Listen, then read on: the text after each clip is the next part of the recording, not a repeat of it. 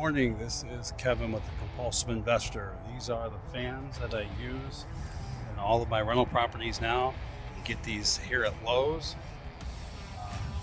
Here's the number if you want to look these up, the 0807 426. Put the same ones in all my properties. That way it's they eventually are going to wear out and break down.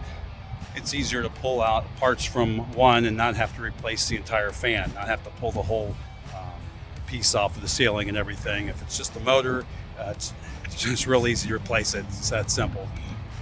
So I use these all in there. The blades are all the same, everything. It's real easy to put them up. In fact, I've done so many of these I can do it with my eyes closed.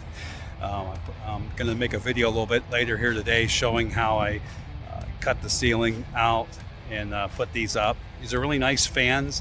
They have a wide base at the top that attaches to the ceiling, so it covers up a lot of mistakes that you can make when you're cutting into the ceiling, especially in older 100-year-old houses. You have plaster and all kinds of stuff.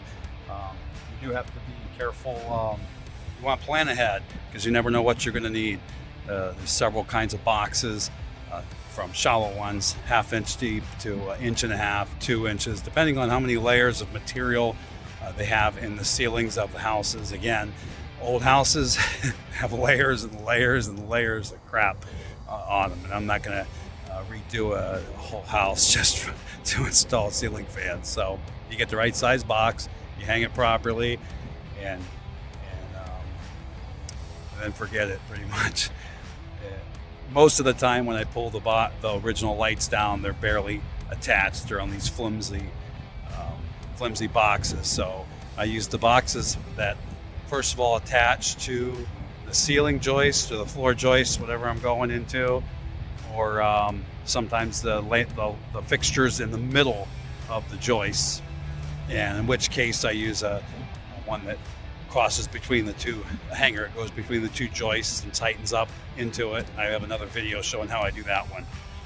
So this one today, all 5 of these, I've already taken the light fixtures down, and I already know what pan I use. I'm going to need the 1/2 inch pan for all of them. I locked out. I can attach directly to the floor joists. But again, these have a nice round, wide base. I don't know the diameter off the top of my head, but even if you have to cut a little bit off the center of the light, it'll cover up a lot if you have to do that, because it's always easier to attach to that joist. That's how I like to do it. So hope you've enjoyed this video. This is Kevin with the Compulsive Investor.